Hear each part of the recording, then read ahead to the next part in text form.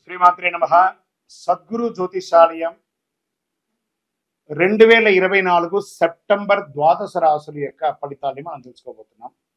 ఈ నెల గ్రహాల యొక్క కదలిక ఎలా ఉంది అంటే, సెప్టెంబర్ నెలలో రవి బుధుడు శుక్ర గ్రహాలు రాశులు మారడం జరుగుతుంది. రవి కన్యా రాశిలోను, బుధుడు సింహరాశిలోను, శుక్రుడు తులారాశిలోను సంచారం ప్రారంభించేస్తున్నారు. దీని ద్వారా ద్వాదశ రాశులకి ఎలా ఉండబోతుందో ఒక్కొక్క రాశిగా మనం విశ్లేషించుకుందాం. జ్యోతిషాస్త్రరీత్యా ద్వాదశ రాశుల్లో 11వ రాశి అయినటువంటి కుంభరాశి మిత్రులారా, మీరు ధనిష్ఠా నక్షత్రం 3, 4 పాదాలు, శతభిషా నక్షత్రం 1, 2, 3, 4 పాదములు, పూర్వాభాద్ర నక్షత్రం 1, 2, 3 పాదాలకు జన్మించిన మీరు కుంభరాశి వారిగా పరిగణించబడుతున్నారు. ఈ నెల మీకు శుభాశుభ ఫలితాలు ఎలా ఉన్నాయంటే, శని భగవానుడు 7.5 7.5 శని అద్భుతంగా బాగా ఉంది. శని సంచారం ఏళ్ళనాడు శని నడుస్తుంది. కుంభరాశి మిత్రులారా, 5వ ఇంట్లో అంగారకుడు, 2వ ఇంట్లో రాహు, శుక్రుడు 8వ ఇంటి నుండి 2వ ఇంటి ప్రభావితం చేస్తున్నాడు.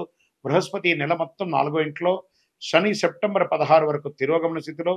ప్రతి పని ఆలస్యమయ్యే అవకాశం ఉంది, జాగ్రత్త. కుంభరాశి మిత్రులారా, ప్రతి పని ఆలస్యమయ్యే అవకాశం ఉంటుంది. మధ్యన ధన నష్టం కూడా పొందవచ్చు. ఆరోగ్యం మీద శ్రద్ధ పెట్టడం మంచిది. వృత్తి జీవితం బాగా బిజీ అయిపోతారు. అధికారుల బరువు బాధ్యతలు పెంచుతారు. ఆర్థిక పరిస్థితి మెరుగ్గా ఉంటుంది. కాకపోతే రావాల్సిన డబ్బులు బకాయిలు కానీ రాదు అంత త్వరగా. కోర్టు కేసులు అనుకూలంగా వచ్చే అవకాశాలు ఉన్నాయి. ఊహించని ధన ప్రవాహం కూడా వచ్చే అవకాశాలు ఉంది. రాహు అనుకూలంగా ఉండడం వల్ల ప్రగతికి ఆటంకాలు ఉండవు. కొత్త సామగ్రి, ప్రయాణాలు, నూతన వస్త్రాలు, ఆభరణాలు కొనుగోలు చేసి ఆనందిస్తారు. కుటుంబంలో తరచు వ్యర్థమైన వాదనలు, భార్యాభర్తల మధ్య విభేదాలు ఇవన్నీ వస్తుంటాయి. కొంచెం ఇంట్లో అశాంతి ఏర్పడే అవకాశాలు ఉన్నాయి. ఖర్చులు కూడా మీ చేయి దాటి శృతి మించిపోయే అవకాశాలు ఉంటుంది ఈ నెల. ఆరోగ్యం పట్ల చాలా శ్రద్ధ వహించాలి. కొత్త వ్యాపారాలకి దూరంగా ఉండండి. ఉన్న వ్యాపారాన్ని గట్టిగా చేసుకోండి. పని భారం పెరుగుతుంది. ఉద్యోగస్తులకి ఆదరణ తగ్గుతుంది. ఈ నెలంతా కూడా ఉద్యోగస్తులకి టక్ ఆఫ్ వార్ ఉంటుందని కూడా చెప్పచ్చు. వ్యాపారం వాణిజ్యం మధ్యస్థంగా ఉంటుంది. పోటీ పెరుగుతుంది. మీ తోటి వ్యాపారం నుంచి పరోక్షంగా మీకు పోటీ ఎదురు ఉంటుంది. మీరు వ్యాపార నిమిత్తం విదేశాలకు వెళ్ళడం లేదా వేరే ప్రదేశాలకు వెళ్ళడం జాగ్రత్త. అక్కడ వెళ్ళిన చోట చాలా జాగ్రత్తగా ఉండి మీ నోరు అదుపులో ఉంచుకోండి. కుంభరాశి మిత్రులారా, ఈ నెల మీరు నోరు అదుపులో ఉంచుకోవాలి. ఉద్యోగం చేసే మహిళలు ఆఫీస్లో చాలా ఎంత జాగ్రత్తగా ఉంటే అంత జాగ్రత్తగా ఉండండి.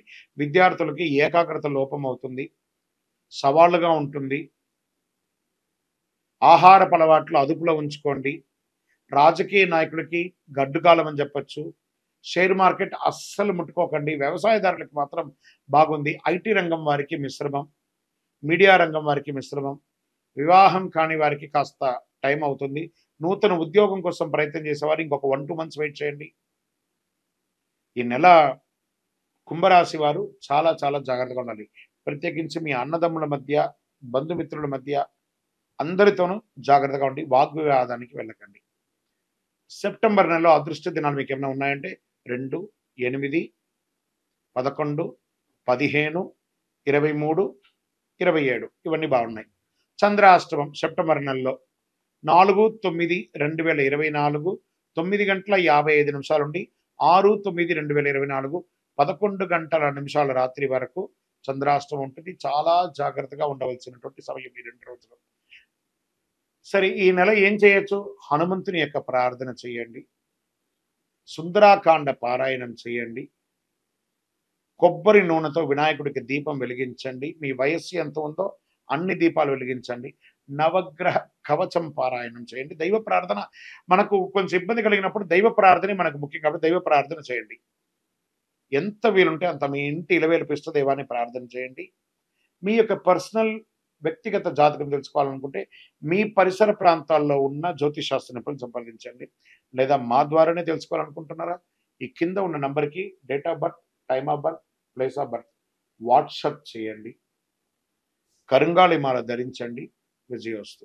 శ్రీమాత్రే నమః. నమస్కారం. భాద్రపద మాసం వచ్చేసింది. భాద్రపదం అనగానే మనకేం గుర్తుకొస్తుంది? ఆ ఎలుక మీద ఉన్నటువంటి వినాయకుడు. దండాలయ్య ఆ గణపతికి వచ్చేస్తుంది. ఆ స్వామివారికి పిల్లలకి అందరికి ఏం గుర్తుకొస్తుంది? కుడుములు, ఉండ్రాళ్ళు, లడ్లు ఇవే గుర్తుకొస్తాయి. క్లే గణేష, తర్వాత మట్టి గణపతి లేదా విగ్రహాలు, మండపారాధనలు ఎక్కడ చూసినా పండగ వాతావరణమే. పండగనే. గణపతి వచ్చేసారంటే పండగ తీసుకొచ్చేస్తున్నాడనే ఒక పేరు. అలాంటి భాద్రపద మాసంలో ఎంత అద్భుతమైనటువంటి మాసం తెలుసా? ఈ భాద్రపద మాసం రాని అసలు భాద్రపదం అనగానే అందరికీ గుర్తుకొచ్చేది వరాహ జయంతి, వామన జయంతి, ఋషి పంచమి, ఉండ్రాళ్ల తద్దే, పితృదేవతలకి ఉత్తమాగతులు కల్పించే పితృపక్షాలు ఇవన్నీ కూడా గుర్తుకొస్తాయి. ఈ మాసానికి ఎన్నో అద్భుతాలు ఉన్నాయి. దేవతల పూజలకి, పితృదేవతల పూజలకు కూడా ఉత్కృష్టమైనటువంటి మాసం భాద్రపద మాసం. చాంద్రమానం ప్రకారం భాద్రపద మాసం 6వ మాసంగా మారుతుంది. అంటే 6th. ఈ మాసంలోని పౌర్ణమి తిథి నాడు చంద్రుడు పూర్వభాద్ర నక్షత్రం సమీపంలో కానీ ఉత్తరాభాద్ర నక్షత్రం సమీపంలో కానీ ఉండడం వల్ల ఈ మాసానికి భాద్రపద మాసం అని పేరు వచ్చింది. భాద్రపద మాసం వర్ష ఋతువులో 2వ మాసం. మాళవీయ రాజయోగంలో ఈ రాసులు ధనయోగాన్ని ప్రకటించాడు శుక్రుడు. భాద్రపద మాసంలో శుక్లపక్షం దేవతా పూజలకు ఉత్కృష్టమైనటువంటి కాలంగా, కృష్ణపక్షం పితృదేవతల ఆరాధనకు అత్యంత ప్రీతికరమైనటువంటి ఇటు దేవతలు ఇటు పితృలు అందరిని పూజించే ఒక అద్భుతమైనటువంటి మాసం చెప్పొచ్చు. దుష్ట శిక్షణ, శిష్టరక్షణ కొరకు శ్రీ మహావిష్ణువు దశావతారాలు ధరించినట్టు అందరికీ తెలిసిన విషయమే. అందులో అట్టి దశావతారంలో 3వ అవతారమైనటువంటి వరాహ అవతారాన్ని శ్రీమన్నారాయణుడు భాద్రపద మాసంలో దుష్ట శిక్షణ కోసం తీసుకొచ్చారు. ఇంత అద్భుతమైనటువంటి మాసం. పితృలు అంటే తల్లిదండ్రులు మాత్రమే కాదండి, వారి పితృలు మనకి ఎంతో కాలం నుంచి వచ్చినట్టు తాత ముత్తాతలు వాళ్ళందరూ కూడా పితృలే అనమాట. 15 రోజులు శుభ కార్యక్రమాలు, పండగలు, పబ్బాలు, ఆర్భాటం. దాని తర్వాత మహాలయ పక్షం, పితృలు ఇవన్నీ చేస్తున్నాను చూస్తారా. అందుకే ఈ యొక్క భాద్రపద మాసానికి చాలా ఉన్నతమైనటువంటి ఒక పేరుంది. ఈ నెలలో ముహూర్తాలు ఉండవు, కానీ పూజలు ఉంటాయి. విజయం. సంసప్తక యోగం కొన్ని రాశులకి ఐశ్వర్యాన్ని కలిగిస్తుంది. అది ఎవరెవరు, ఎందుకు ఆ యోగం వచ్చింది, దానివల్ల ఉన్నటువంటి విశేషాలను చేసుకుంటే, జ్యోతిష్ శాస్త్రంలో గ్రహాల గమనం, గ్రహాల కలయిక కారణంగా అనేక యోగాలు ఏర్పడుతూ ఉంటాయి రెగ్యులర్గా. కొన్ని యోగాలు శుభయోగాలుగా, మరికొన్ని యోగాలు అశుభ యోగాలుగా జరుగుతూ ఉంటాయి. సౌర వ్యవస్థలో అన్ని గ్రహాలు ఒక నిర్దిష్ట సమయం తర్వాత తమ రాశి చక్రాన్ని మార్చుకుంటుంది. ఇక వాటి ప్రభావం అన్ని రాశులపైన ఉంటుంది.